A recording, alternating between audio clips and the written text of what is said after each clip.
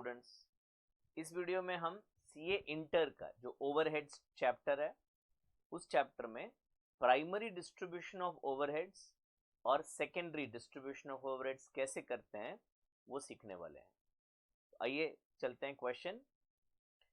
Following details have been extracted from the cost records of a factory. तो ये कुछ expenses के details दिए हैं बेटा। फैक्ट्री ओवरहेड्स है सारे, rent, depreciation, power, general lighting, insurance of machine, repairs of machine, maintenance of machine, maintenance of building, general expenses and time keeping, ये सारे expenses दिए हैं और यहाँ नीचे हमें कुछ details दिया गया है। टोटल हमारे ना 5 डिपार्टमेंट्स हैं। 5 में से 3 डिपार्टमेंट जो है वो प्रोडक्शन डिपार्टमेंट हैं, जो गुड्स प्रोड्यूस करने का काम करते हैं। तो प्रोडक्शन डिपार्टमेंट कौन से हैं? डिपार्टमेंट ए है, बी है और सी है। और 2 जो सर्विस डिपार्टमेंट है, सर्विस डिपार्टमेंट क्या काम करते हैं? तो वो प्रोडक्शन डिपार्टमेंट को सपोर्ट करते हैं प्रोडक्शन के लिए। जैसे एग्जांपल, पहला है सर्विस डिपार्टमेंट कैंटीन। तो कैंटीन कोई प्रोडक्शन नहीं कर रहा है, पर प्रोडक्शन डिपार्टमेंट में काम करने वाले जो एम्प्लॉइज हैं वो कैंटीन में जाके खाना खाएंगे, तब ना जाके वो प्रोडक्शन करेंगे ठीक से।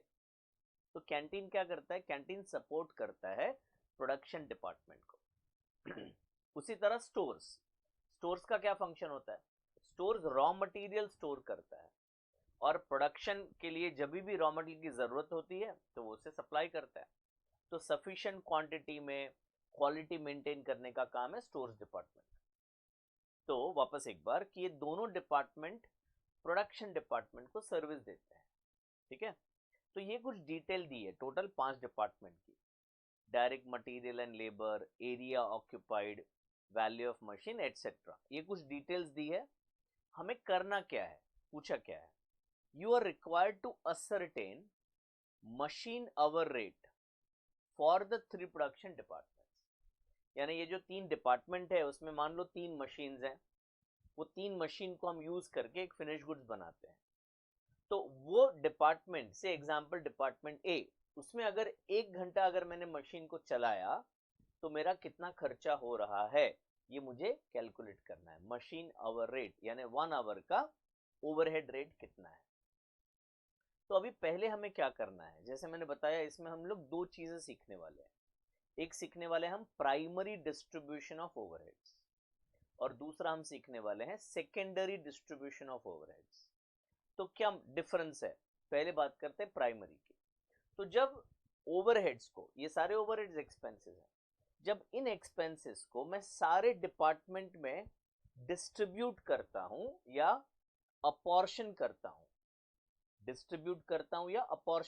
हूं, तो उस प्रोसेस को हम कहते हैं primary distribution. I will repeat, सारे डिपार्टमेंट में। ना व्हाट डू मीन बाय सारे डिपार्टमेंट? सारे डिपार्टमेंट यानी production department as well as service department. उसमें जब मैं डिस्ट्रीब्यूट करूंगा कॉस्ट को तो उसे, वो प्रोसेस को कहते हैं प्राइमरी डिस्ट्रीब्यूशन। अब ये डिस्ट्रीब्यूट करने के लिए कोई थंब रूल नहीं है कि ऐसे ही करना है, ना ऐसे नहीं है, पर कुछ लॉजिक है, कुछ साइंस है जो हमें यूज करना पड़ेगा कि अच्छा ये वाली जो कॉस्ट है उसको मैं इस बेसिस पे डिवाइड करूंगा। तो हमें सबसे पहले क्या करना है? देखो मैंने एक बाजू में फॉर्मेट बना के रखा है, तो आपको भी ये फॉर्मेट बनाना है, मेरे साथ साथ आप सॉल्व कर सकते हो। तो ये एक फॉर्मेट बनेगा, statement of primary distribution of overheads to production department as well as service department. चाहे तो आप 2 पेजेस ले सकते हैं, left hand side and right hand side, ताकि बहुत ही कंजेस्टेड ना हो जाए। तो यहाँ पे हमने लिखा है एक्सपेंस का नाम पहले कॉलम में, सेकेंड कॉलम में हमने लिखा है बेसिस, कि ये जो खर्चा है उसको मैं किस बेसिस पे डिस्ट्रीब्यूट करने वाला हूं। इधर पहली कॉलम है टोटल की, फिर 3 प्रोडक्शन डिपार्टमेंट के और 2 सर्विस डिपार्टमेंट। तो ये हमारा फॉर्मेट रेडी हो गया है। अब हम क्या कर रहे हैं? हम एक एक एक्सपेंस पकड़ रहे हैं और उसको हम अपॉर्शन करेंगे, डिस्ट्रीब्यूट करेंगे सारे डिपार्टमेंट्स में। तो है ना बच्चों, ये क्वेश्चन में सबसे बड़ा मिस्टेक हमेशा से देखा गया है, क्या होता है मैं बताता हूं आपको। इधर है ना, हमसे थोड़ी सी ट्रिक प्ले की गई है हमारे साथ। इधर क्या लिखा है? Direct material and direct labour. अब जैसा कि आप जानते हैं ना, ये वर्ड जो है डायरेक्ट मटेरियल और डायरेक्ट लेबर, ये वर्ड सिर्फ और सिर्फ प्रोडक्शन डिपार्टमेंट के लिए ही यूज किया जा सकता है। सर्विस डिपार्टमेंट में जो भी मटेरियल या लेबर यूज होता है वो हमेशा हमेशा हमेशा इनडायरेक्ट ही होता है। तो जस्ट बिकॉज यहाँ डायरेक्ट लिखा है उसका मतलब वो डायरेक्ट मटेरियल नहीं है। डायरेक्ट और इनडायरेक्ट ये फर्क सिर्फ प्रोडक्शन डिपार्टमेंट के लिए होता है। सर्विस डिपार्टमेंट के लिए सारा मटेरियल और सारा लेबर हमेशा हमेशा हमेशा इनडायरेक्ट ही होता है। इसका मतलब ये जो 2 लाख रुपया और 1 लाख रुपया है वो मुझे सबसे पहले इधर लिखना पड़ेगा। तो मैंने क्या किया, पहले इनडायरेक्ट मटेरियल एंड लेबर लिख दिया, बेसिस में मैंने लिखा डायरेक्टली गिवन, और कैंटीन में आई रोट 2 लाख और स्टोर्स में आई रोट 1 लाख। ठीक है, तो ये पहला, और मैंने इधर टोटल कॉलम में फॉर्मूला डाल के रखा है, सो 2 + 1 3 लाख रुपीज इधर आ गया। नेक्स्ट कॉस्ट है रेंट। तो रेंट हमने पे किया है 4,68,000। अब ये रेंट पूरे फैक्ट्री बिल्डिंग का है, और हमारे फैक्ट्री बिल्डिंग में टोटल कितने डिपार्टमेंट्स हैं, 5 डिपार्टमेंट्स। रेंट हमने पे किया है 4,68,000। अब इस रेंट को मुझे अपॉर्शन करना है इन 5 डिपार्टमेंट में। So if I look at the information given, ये जो भी इंफॉर्मेशन नीचे दिया गया है उसमें मुझे सबसे अप्रोप्रिएट लग रहा है एरिया ऑक्यूपाइड। जिस डिपार्टमेंट ने जितना एरिया ऑक्यूपाई किया है, रेंट उसी प्रपोर्शन में हम अपॉर्शन करेंगे, डिस्ट्रीब्यूट करेंगे। तो अब मैं बहुत ही अच्छा सा शॉर्टकट देने वाला हूँ ये करने के लिए, हमें एग्जाम में टाइम भी बचाना है। तो एरिया ऑक्यूपाइड का पहले टोटल कर लो, 3,600, 4,400, 3,500, 2,500 और 4,000, ये आ गया 18,000। तो अब क्या करेंगे हम, 4,68,000 डिवाइड बाई 18,000 यानी 26 रुपीज आ गया। लॉजिकली सोचें तो 1 स्क्वायर मीटर का रेंट हम पे कर रहे हैं 26 रुपीज। अब ये 26 को मैं रिस्पेक्टिवली सारे डिपार्टमेंट के एरिया से मल्टीप्लाई करूंगा। तो मुझे कांस्टेंट रखना है, ये 26 कांस्टेंट मुझे अगर रखना है तो मैं क्या करूंगा, 26 इंटू प्रेस करके 3,600 इज इक्वल टू, तो आ गया 93,600 रेंट। पहले इसका रेंट आ गया 93,600, डिपार्टमेंट ए का रेंट आया 93,600। अब मैं देखूंगा दूसरे डिपार्टमेंट का, डिपार्टमेंट बी में एरिया ऑक्यूपाइड है 4,400। तो मैं अभी और कुछ नहीं प्रेस करूंगा, मैं सिर्फ 4,400 प्रेस करूंगा और इज इक्वल टू, एक और बार शॉर्टकट बता दें, 26 आ गया था आपका, तो 26 इंटू सिर्फ आपको एक बार प्रेस करना है, फिर 3,600 और इज इक्वल टू 93,600 आ गया। उसके बाद इंटू नहीं प्रेस करना है, सिर्फ आपको नया जो स्क्वायर मीटर है दैट इज 4,400 वो प्रेस करना है और इक्वल टू प्रेस करना है। तो you will get department B का ओवरहेड्स 1,14,400। तो अब मैं इधर लिख रहा हूँ 1,14,400। उसके बाद आ गया डिपार्टमेंट सी 3,500 और इज इक्वल टू, तो ये दिख रहा है 91,000। तो डिपार्टमेंट सी का जो ओवरहेड्स है वो मुझे मिल गया 91,000। उसके बाद थर्ड डिपार्टमेंट है कैंटीन, कैंटीन का एरिया है 2,500, तो मैंने इज इक्वल टू कर दिया तो 65,000 आ रहा है। एंड देन चौथा डिपार्टमेंट है स्टोर 4,000 और इज इक्वल टू, सो 1,04,000। अब मुझे एक क्रॉस चेक करना है, और वो क्रॉस चेक ये है कि ये सभी लोगों का जो टोटल है वो 4,68,000 हो रहा है कि नहीं। तो मैंने तो एक्सेल में फॉर्मूला डाल के रखा है, जो आप नहीं कर सकते, आपको चेक करना पड़ेगा। तो ये ए बी सी कैंटीन और स्टोर, उसका अगर टोटल करेंगे तो 4,68,000 आना चाहिए। मतलब हमने रेंट को सही सही एलोकेट कर दिया है, सही सही अपॉर्शन कर दिया है सारे डिपार्टमेंट्स में। चलिए नेक्स्ट कॉस्ट लेते हैं डेप्रिसिएशन। तो डेप्रिसिएशन है 9,30,000, और डेप्रिसिएशन ये जो भी इन्फो दिया है उसमें सही इन्फो लग रहा है मुझे वैल्यू ऑफ मशीन। तो जो डेप्रिसिएशन है 9,30,000 का, उसे मैं वैल्यू ऑफ मशीन पे एलोकेट करूंगा, आई एम सॉरी अपॉर्शन करूंगा।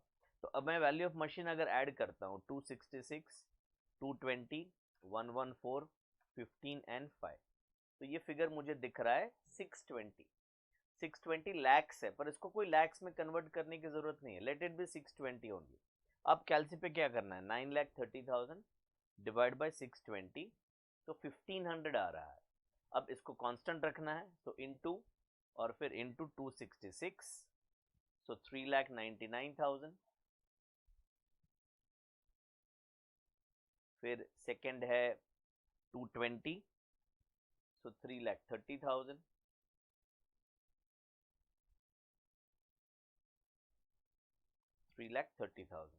एक जीरो, हाँ। नेक्स्ट है 114, फिर 15 और 5, okay. So 114, that is 1,71,000, then 15, 22,500 and then 5, so 7,500। क्या चेक करेंगे हम, टोटल। तो क्या टोटल 9,30,000 आ रहा है, हाँ सर आ रहा है, ये सब का टोटल, तो हमने एलोकेशन सही किया है। अभी पावर, नेक्स्ट है पावर, और ये बहुत इंटरेस्टिंग है, ध्यान से सुनिएगा प्लीज। तो पावर है 10,20,000। अब ये क्वेश्चन में ना सबसे इंपॉर्टेंट चीज ये होती है कि हम बेस क्या ले रहे हैं, वो सबसे जरूरी है। तो बेस ले सकते हैं जो इंफॉर्मेशन दिया है उसको देखकर। तो देखते हैं हमें क्या इंफॉर्मेशन दिया है। तो डायरेक्ट मटेरियल दिया है, काम का नहीं है। एरिया ऑक्यूपाइड, काम का नहीं है। वैल्यू ऑफ मशीन, काम का नहीं है। General expenses not required. Number of employees not required. Number of store requisition again not required. Horse power of the machine, ये मशीन की कैपेसिटी बताता है कि ये मशीन कितना हॉर्स पावर, कितना इलेक्ट्रिसिटी कंज्यूम करने वाला है। और उसके नीचे दिया मशीन आवर्स। तो क्या पावर इन दोनों के ऊपर डिपेंडेंट है, हाँ सर दोनों पे डिपेंडेंट है। कौन से मशीन का हॉर्स पावर कितना है, जितना ज्यादा हॉर्स पावर होगा उतना ज्यादा इलेक्ट्रिसिटी कंज्यूम करेगा। उसके साथ साथ कौन सा मशीन कितने आवर्स चलता है, वो भी तो बहुत इंपॉर्टेंट क्राइटेरिया है। तो ये दोनों फैक्टर का प्रोडक्ट जो होगा वो हम बेस लेंगे। Very very interesting. So neither horse power nor machine our, हम दोनों के प्रोडक्ट को बेस लेंगे। अगर क्वेश्चन में सिर्फ हॉर्स पावर दिया होता तो हम एचपी यूज करते, सिर्फ आवर्स दिए होते तो हम आवर्स यूज करते। पर अगर दोनों दिए हैं तो हमें पता है कि इलेक्ट्रिसिटी यानी पावर का जो बिल है वो दोनों पे डिपेंडेंट है, तो दोनों का प्रोडक्ट लेंगे और उस प्रोडक्ट के बेसिस पे हम एलोकेट करेंगे। तो इधर मैंने एक वर्किंग नोट बनाया है वो वर्किंग नोट से आपको समझा देते हैं। ये रहा, ये हॉर्स पावर दिया हुआ है क्वेश्चन में 25, 50 और 40। मशीन आवर्स दिए गए हैं 6,400, 8,600 एंड 6,500। तो ये दोनों को मल्टीप्लाई किया हमने, horse power into machine our, ये फिगर्स मिले 160, 430 एंड 260, और इसका टोटल कर दिया 8,50,000। तो अभी हमारा पावर का टोटल कॉस्ट क्या है बेटा, पावर का टोटल कॉस्ट है 10,20,000। अब मैं कैलकुलेट करके सीधा आपको बताऊंगा, ठीक है। 10,20,000 और उसको डिवाइड करने वाले हैं 8,50,000 से। तो कैलसी पे आ रहा है फिगर 1.2। 1.2 को अब मैं मल्टीप्लाई करूंगा 1,60,000 से, तो 1,92,000 ये पहले का आ गया 1,92,000, फिर 4,30,000 ये आ गया 5,16,000, और तीसरे वाला है 2,60,000 एंड दैट गिव्स यू 3,12,000। तो ये आ गया 10,20,000 आपका कॉस्ट ऑफ पावर। पावर का कॉस्ट ये तीनों में हमने एलोकेट किया। एक और बार क्या बेस लिया हमने, हॉर्स पावर और मशीन आवर का जो प्रोडक्ट था उसको हमने बेस लिया, ठीक है। मशीन है ना वो सर्विस डिपार्टमेंट में यूज ही नहीं हो रहा है, सिर्फ प्रोडक्शन डिपार्टमेंट में यूज हो रहा है, इसीलिए ये कॉस्ट इन दोनों में एलोकेट ही नहीं हुआ है। ओके चलिए नेक्स्ट वन देखते हैं, जनरल लाइटिंग। अब जनरल लाइटिंग के लिए जनरली क्वेश्चन में लाइट पॉइंट्स देते हैं। देखो पावर मशीन यूज करता है, और ऊपर वाली जो लाइट है जो हम फैक्ट्री वगैरह में लाइट जनरेट करने के लिए यूज करते हैं वो बहुत कम पावर, कम इलेक्ट्रिसिटी कंज्यूम करती है। अब लाइट पॉइंट्स इस क्वेश्चन में नहीं दिया है, तो मुझे दूसरा जो बेस अच्छा लग रहा है, अप्रोप्रिएट लग रहा है, वो है एरिया। जितना ज्यादा एरिया होगा उतने ज्यादा लाइट पॉइंट्स होंगे। तो बिकॉज ये इंफॉर्मेशन क्वेश्चन में नहीं है, कौन सा इंफॉर्मेशन, लाइट पॉइंट्स का, इसलिए हम एरिया ऑक्यूपाइड को एज अ बेस लेंगे to apportion general lighting cost. तो जनरल लाइटिंग का जो आपका कॉस्ट है वो है 1,17,000 और एरिया ऑक्यूपाइड 18,000 था टोटल, है ना। तो याद रखेंगे 6.5 एक स्क्वायर मीटर का आ रहा है into 3,600, so this gives you 23,400. then next है 4,400, that gives you 28,600, ये 23,400 ए में लिखना है बेटा। फिर सेकेंड है 28,600, फिर थर्ड जो है वो 28,600 आ गया। अभी सी डिपार्टमेंट का 3,500 है, so that will give you 22,750। उसके बाद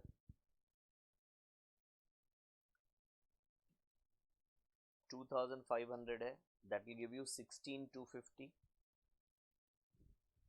उसके बाद स्टोर्स डिपार्टमेंट का 4,000 है and that will give you 26,000।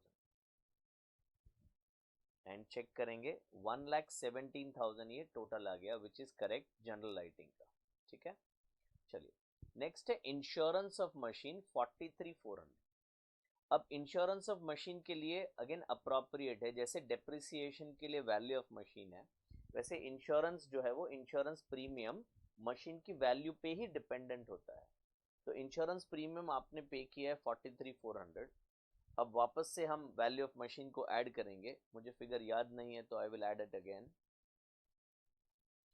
620 आ रहा है, सो 43,400 divide by 620 that gives you 70।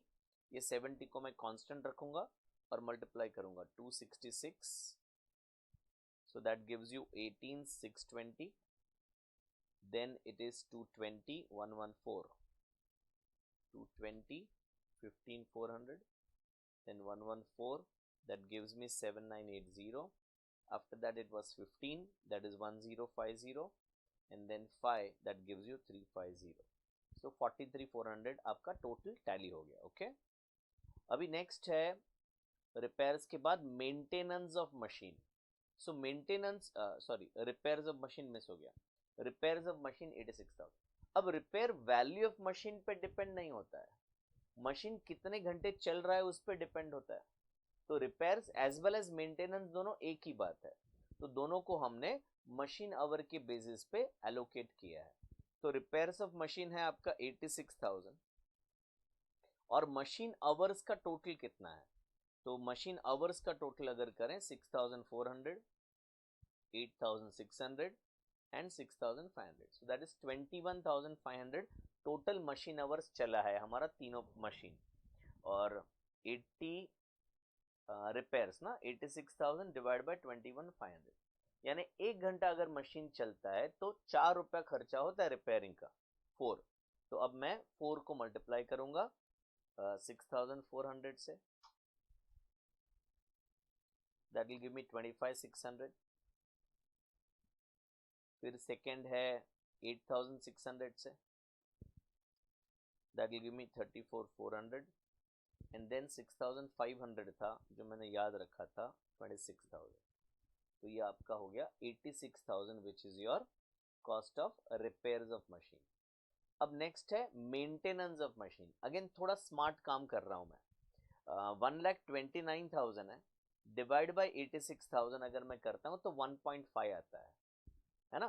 तो यानी इन शॉर्ट जो मेंटेनेंस ऑफ मशीन है वो रिपेयर से 1.5 टाइम्स है। दोनों में बेस तो मुझे वही लेना है मशीन आवर्स का, तो मैं यहां से भी कैलकुलेट कर सकता हूं 1.5 को कांस्टेंट रख के into 25,600, that gives me 38,400, 34,400, that gives me 51,600, and 26,000, that gives me 39,000। I hope you have understood। ये नहीं समझा है तो ओल्ड तरीका तो है ही कि आप टोटल मेंटेनेंस ऑफ मशीन को डिवाइड करिए मशीन आवर्स से, 1 घंटे का रेट मिलेगा, और फिर मल्टीप्लाई करिए मशीन आवर्स से। चलिए अब यहाँ पे मेंटेनेंस ऑफ बिल्डिंग की बात कर रहे हैं, तो डेफिनेटली मेंटेनेंस ऑफ बिल्डिंग और मेंटेनेंस ऑफ मशीन अलग अलग है। बिल्डिंग में तो हमारे और दो डिपार्टमेंट में भी है, कैंटीन और स्टोर्स, पर मशीन वो दो डिपार्टमेंट में नहीं है। तो मेंटेनेंस ऑफ बिल्डिंग मुझे कौन से बेस पे लेना चाहिए बेटा, एरिया पे लेना चाहिए। और एरिया कितना है मेरा, एरिया नहीं, मेंटेनेंस ऑफ मशीन का फैक्ट्री बिल्डिंग का खर्चा है मेरा 90,000, तो ये 90,000 को वापस मैं एरिया पे एलोकेट करूंगा। अगर मैं पहले वाला लॉजिक लगाऊं तो ये लॉजिक लगाने का वैसे ज़रूरत नहीं है, मैं चलेगा एरिया पे जा रहा हूँ क्योंकि वो लॉजिक इजी नहीं है। तो एरिया का टोटल 3600, 4400, 3500, 2500 और 4000, तो 18,000 है। ये आपको है ना एग्जाम में उधर क्वेश्चन पेपर के बाजू में टोटल का एक कॉलम करके वहाँ लिख लेना चाहिए, तो बार बार करने की ज़रूरत नहीं है। तो 90,000 डिवाइड बाई 18,000, तो 5 रुपीज़ हो गया। अब 5 से मल्टीप्लाई करते हैं, ईजी है। तो 3600 into 5 that will give you 18,000, then 4,400 into 5 that will give you 22,000, then 3,500 into 5 that will give you 17,500 if I'm not wrong, then 2,500 into 5 will give you 12,500, and the last one is 4,000 into 5 that will give you 20,000. So 90,000 ये tally हो गया भाई हमारा cost है। अभी general expense, तो general expense straight away question में ही दिया है, तो उसे कुछ अपॉर्शन नहीं करना है। तो ये फिगर हम सीधा सीधा लिख लेते हैं, directly given 21,380, then 54,300, 26,570, 54,300, 26,570, then 2,600 and 3,650, 2,600 and 3,650. Okay, now comes time keeping. अब ये टाइम कीपिंग क्या होता है, तो अभी तो आजकल बायोमेट्रिक्स हो गया है, तो बायोमेट्रिक्स से थंब इम्प्रेशन से जो वर्कर है उसका टाइम इन और टाइम आउट पता चल जाता है। पर पहले ना टाइम कीपिंग करके एक डिपार्टमेंट हुआ करता था, और वो डिपार्टमेंट का काम होता था कि वर्कर कब आया कब गया, जब था फैक्ट्री में he was working on which particular machine, so their job is to keep the time of all the workers. Now logic से सोचें तो जिस डिपार्टमेंट में जितने ज्यादा वर्कर होंगे उस डिपार्टमेंट में टाइम कीपिंग वाले डिपार्टमेंट का बहुत ज्यादा टाइम चला जाएगा। तो टाइम कीपिंग का जो कॉस्ट है 51,100 वो हमें अपॉर्शन करना चाहिए based on number of employees. तो नंबर ऑफ एम्प्लॉइज का जो ये डेटा दिया है उसका अगर मैं ऐड करूं 200, 250, 200, 30 and 50, तो टोटल 730 एम्प्लॉइज हैं। 51,100 divide by 730 gives me 70 rupees per employee. तो अभी मैं उसे मल्टीप्लाई करूंगा, 70 रुपीज को नंबर ऑफ एम्प्लॉइज से मैं मल्टीप्लाई करूंगा, so that is 200 into 70 will give you 14,000, then 250 into 70, 250 into 70 will give you 17,500, then comes 200 into 70, so again 14,000, then 30 into 70, so 2,100, and the last fellow is 50 into 70, so 3,500. तो ये हुआ 51,100 जो आपका time keeping का cost है। अब है ना एक और क्रॉस चेक करते हैं, देखो हमने जितने ओवरहेड्स अपॉर्शन किए उसका ये टोटल आया 33,43,000। हाँ, अब क्वेश्चन में जो कॉस्ट दिया गया था ये तो है 30,43,000, तो गड़बड़ हो गया क्या, 3 लाख रुपीज का फर्क आ रहा है। तो गड़बड़ नहीं हुआ है, ध्यान से देखेंगे ना तो ये 2 लाख और 1 लाख जो हमने ऐड किया है वो इधर ये वाले टोटल में नहीं है, बिकॉज यहाँ पे डायरेक्ट मटेरियल लिखा था, but as I explained you earlier ये इनडायरेक्ट है। तो ये 3 लाख अगर इसमें जोड़ देते हैं तो 33,43,000 आ गया। मतलब हमारा जो आधा काम है वो कंप्लीट हो गया, और आधा काम ये है कि प्राइमरी डिस्ट्रीब्यूशन ऑफ ओवरहेड हमने कर लिया। अब कर रहे हैं सेकेंडरी डिस्ट्रीब्यूशन। तो सेकेंडरी डिस्ट्रीब्यूशन का मतलब क्या है मैं बताता हूँ। सेकेंडरी डिस्ट्रीब्यूशन का मतलब है कि ये जो कैंटीन का कॉस्ट है और ये स्टोर्स का कॉस्ट है वो कॉस्ट हमें ए, बी और सी पे ऐड करना है। तो हम ये सोचेंगे अभी कि कैंटीन ने किसको सर्विस दिया, स्टोर्स ने किसको सर्विस दिया। ठीक है, कैंटीन ने किसको सर्विस दिया एंड स्टोर्स ने किसको सर्विस दिया। तो ये जो हम डिस्ट्रीब्यूट करने वाले हैं उस मेथड का नाम है स्टेप डाउन मेथड।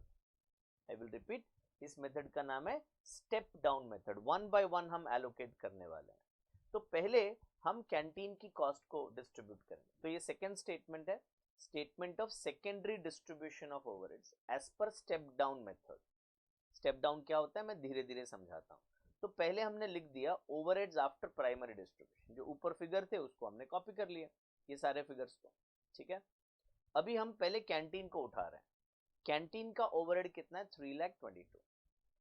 कैंटीन ने स्टोर से कोई भी हेल्प नहीं लिया है। अगर आप देखेंगे ना तो इधर देखो, stores requisition, number of stores requisition, यानी स्टोर्स ने किसको किसको काम में सपोर्ट किया। तो स्टोर ने ए डिपार्टमेंट को सपोर्ट किया, बी को सपोर्ट किया, सी को सपोर्ट किया, पर स्टोर्स ने कैंटीन को सपोर्ट ही नहीं किया।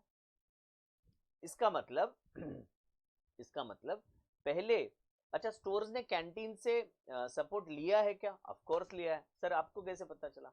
अरे वो बच्चा खाना खाने गए होंगे ना, नंबर ऑफ एम्प्लॉयज दिया है। कैंटीन में तो सब लोग खाना खाने जाते हैं, ऐसा थोड़ी ना है कि स्टोर्स वाले को हम मना कर देंगे। तो पहले हमने क्या किया, पहले हमने कैंटीन की कॉस्ट को 4 डिपार्टमेंट में डिस्ट्रीब्यूट की। कौन से 4 department? A, B, C and stores department, canteen की कॉस्ट को। तो कैंटीन की कॉस्ट कितनी है बेटा?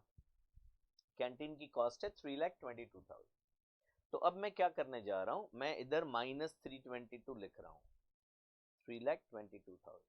ये मैंने माइनस क्यों लिखा? क्योंकि ये 322 जो कॉस्ट है वो मैं कैंटीन से निकाल के बाकी 4 में डिस्ट्रीब्यूट करने वाला हूँ। कौन 4? ए, बी, सी और स्टोर्स। और किस बेसिस पे करूंगा? तो कौन से डिपार्टमेंट से कितने लोग खाना खाने आते हैं। तो अगर मैं number of workers excluding canteen अगर देखूं तो ये हो रहे हैं एक्सक्लूडिंग कैंटीन। तो इधर वर्कर्स हैं कितने बेटा? 200, 250, 200 और 50। तो 50 अगर मैं कॉमन बेस ले लूं तो रेशियो क्या होगा? 4:5:4:1। तो 4:5:4:1 ये रेशियो में मैं 3,22,000 को एलोकेट करने वाला हूं। तो 4 और 5 9 और 4 13 एंड 1 14। तो 3,22,000 डिवाइड बाय 14, 23,000 आ रहा है, into 4 that gives you 92,000, into 5 1,15,000 होगा, फिर वापस 92,000 होगा और ये होगा 23,000। ठीक है, मजे की बात है। अगर इसका मैं टोटल करूँ ना तो वो 0 आना चाहिए। क्यों 0 आना चाहिए? बिकॉज ये 3,22,000 जो कॉस्ट है वो इधर से माइनस कर रहे हैं और बाकी चारों में ऐड कर रहे हैं। तो इसका हॉरिजॉन्टल टोटल अगर आप लेते हैं तो you can see here at the below, यहाँ पे देखो 0 आपको दिख रहा है। तो सम जो है वो 0 है, मतलब हम कॉस्ट बढ़ा नहीं रहे हैं, हम सिर्फ कॉस्ट डिस्ट्रीब्यूट कर रहे हैं। ठीक है, तो स्टोर्स वाला कैंटीन में गया था, हाँ गया था। तो स्टोर्स वाले ने जो खाना खाया उसका खर्चा कितना हुआ? 23,000। तो अभी स्टोर्स वाला जो है वो ये गिन रहा है कि मेरा पहले का ओवरहेड था वो 265 था, प्लस मैं कैंटीन में खाना खाने गया उसका 23,000 का खर्चा है। तो मेरा जो कॉस्ट है वो अभी 2,88,000 है। और अभी ये जो 2,88,000 है वो मैं चार्ज करूंगा उन डिपार्टमेंट को जिनको मैंने सर्विस दिया है। तो मैंने ए को, बी को और सी को सर्विस दिया है। किस बेसिस पे? स्टोर्स रिक्विजिशन पे, स्टोर्स रिक्वेस्ट पे। तो मेरे पास कौन कितनी बार आया था रिक्वेस्ट लेके? ए डिपार्टमेंट आया था 350 टाइम्स, बी डिपार्टमेंट आया था 480 टाइम्स और सी सबसे ज्यादा आया था 970 टाइम्स। तो टोटल 1800 रिक्वेस्ट मैंने हैंडल की पूरे महीने में या पूरे साल में, जो भी पीरियड होगा। ठीक है, तो 1800 रिक्वेस्ट को हैंडल करने का मेरा कॉस्ट कितना आया? 2,88,000। सो 2,88,000 डिवाइड बाय 1800 गिव्स यू 160। एक रिक्वेस्ट को हैंडल करने का मेरा कॉस्ट आ रहा है 160 rupees. So I will multiply that 160 with number of requisitions that I am handling. So 160 into 350, ये आ गया 56,000। ये ऐड होने वाला है, पहले मैं ना स्टोर्स में से माइनस कर देता हूँ। So minus 2,88,000। ठीक है, अब मैं ए में ऐड करूंगा। ए में कितना ऐड करूं बेटा? 56,000 में ऐड कर रहा हूं। अभी बी डिपार्टमेंट देखते हैं। बी का 480 है और सी का 970 है। ठीक है, बी का 480 है, तो 480 से मल्टीप्लाई कर दिया तो 76,800 एंड 970 है, so 1,55,200 and again I will check कि मैंने अपॉर्शन बराबर किया है कि नहीं, तो ये इसका टोटल अगर देखें तो 0 आना चाहिए। ठीक है, अभी ए बी और सी की बात करते हैं। तो ए का पहले कॉस्ट था 844, कैंटीन का कॉस्ट ऐड हुआ, स्टोर्स का कॉस्ट ऐड हुआ, वैसे ही बी और सी। तो अब ये हमारा टोटल ओवरहेड्स हो गया। And again one more cross check, ये तीनों का टोटल करेंगे तो 3343 आना चाहिए। ठीक है, तो ये हमारा डिपार्टमेंट ए बी और सी का फाइनल कॉस्ट आ गया 33,43,000। किसमें कितना चार्ज होना चाहिए। अब क्वेश्चन का लास्ट लाइन पढ़ते हैं, क्या लिखा है क्वेश्चन के लास्ट लाइन में, you are required to ascertain machine hour rate. तो डिपार्टमेंट ए का खर्चा पूरे साल का या महीने का, I am sorry period question में नहीं बोला है, तो 9,92,000 खर्चा हुआ डिपार्टमेंट ए चलाने का, और डिपार्टमेंट ए की जो मशीन है वो कितने टाइम चले थे, तो 6,400 आवर्स चले थे। So if I divide 9,92,000 divided by 6,400, that gives me 155 per hour. इसको बोलते हैं machine hour rate. Department A में जो मशीन है उसको 1 घंटे चलाओगे तो 155 रुपीज का खर्चा होता है। वैसे ही डिपार्टमेंट बी के मशीन को चलाओगे तो 160 का कॉस्ट आ रहा है, और डिपार्टमेंट सी के मशीन को चलाओगे तो कॉस्ट आ रहा है 150 रुपीज। तो ये था हमारा question on overhead distribution, primary as well as secondary. और ये कौन सा मेथड से हमने सीखा, स्टेप डाउन मेथड सीखा। सेकेंडरी डिस्ट्रीब्यूशन के बहुत सारे मेथड हैं, उसमें से ये एक मेथड है called step down method for secondary distribution. अगर आपको वीडियो समझ में आया है और आपको पसंद आया कि हमने कैसे सिखाया, पूरा भेजे में घुस गया है, तो आपको पता है क्या करना है, 2 काम करना है। एक, हमारे चैनल को सब्सक्राइब करना है और ये वीडियो को लाइक करना है, so that this video can be recommended by YouTube for others and they can also benefit. Thank you so much for watching. All the best.